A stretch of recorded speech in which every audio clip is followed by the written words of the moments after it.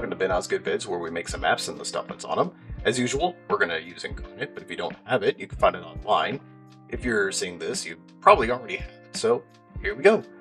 The map I'll be using today is actually something I've been working on improving as a tool for myself, so I'll be taking you along on the journey throughout all these videos as I make it. It's a map which I use as a reference for my fantasy series that I'm writing. Book 1, Hero of Oria, is available now through Amazon, Barnes & Noble, Books A Million, and other major retailers. Let's talk about rivers. Okay, then, what we're going to do is I have a lake over here, I have a gulf, and up here is where my mountains are eventually going to be. These are the 3 key points of the region that I'm going to be working on in the next couple of videos. What I would like for anyone to keep in mind with a river is where is the water coming from and where is it going to go. So if you like, go ahead and open Inkarnate, or if you like, just go ahead and take notes. And you don't have to do exactly what I'm going to do, but it's good to just go ahead and take some tool tips. And if you want to follow along and do what I do, that's great. Or do something similar, it's great practice. What we're going to do is make a river that goes along Thiamat from the mountains that'll be up here toward Elderglen. We're going to use this little circle tool under the shovel, and we're going to put it on 1. And we're going to use it on subtract, by the way. So with the circle tool at 1, we're going to come down here where I already know the water will end up near Troutsmith, or wherever your water is going to run out to. We're going to draw a little spaghetti noodle flowing all the way up to where my water is coming from. And that's one very simple river. Nothing wrong with that. Now you can also make a very bumpy river, and that will kind of give the impression that there's a lot of hills around this area, and that's something that you can use later when you're doing your hill stamps. So you can see the bumpier something is, the more elevation should be around where that river is. So bumpy river means elevation is nearby.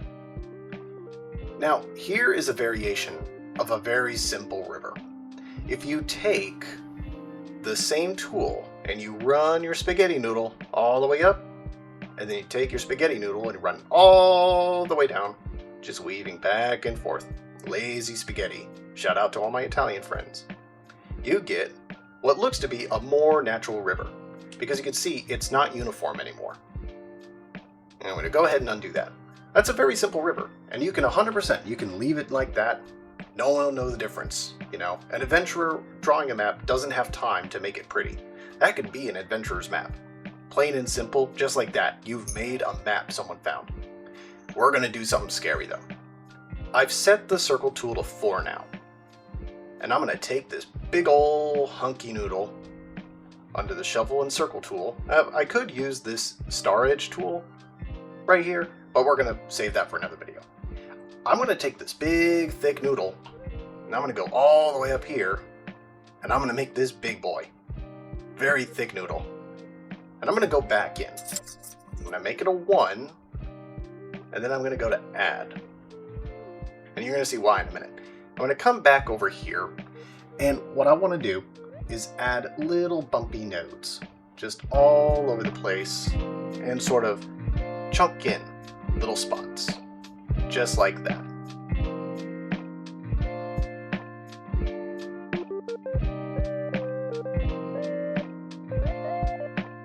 Now, we've done a lot of the work already. You can see it's roughed out, it looks ugly, and ugly is exactly what we want.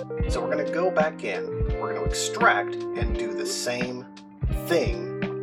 Keep it in mind, all the water is going to come from up here. So we're going to talk through exactly what water is going to do. From the mountains up here, it's going to now flow into this very rough river. So think of what we just made as a river basin. And now with the extraction tool, we're going to fill it in, and we're going to fill in where the water carves into the side. So right here, as it flows in, keep in mind, it's going to flow south, and when it comes around a curve like this, it wants to take the path of least resistance. So if it comes around, it's going to hit this opposite bank. And and it's going to hit it hard. So it's not going to turn on its own. It's going to come out and around, and it's going to hit on this side. So it's going to dig, kind of like a hand, and then turn, and it might find over here. Now, the only reason it's going to turn like this is if that elevation is lower, or if there's less resistance like sediment. So that's how a river is going to turn. It's not going to do anything else unless someone else moves the river or dams it or anything else. So rivers, all water in general, is going to take the path of least resistance.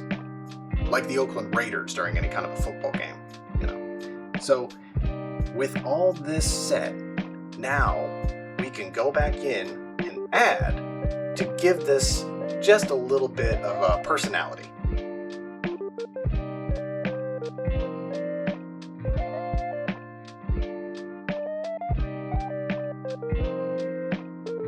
Alright, we're starting to look good, so let's go ahead and give them a little land bridge right there, because, you know, just because there's a river doesn't mean that there isn't something convenient as to why people are living here anyway. So let's give them something that they can walk across.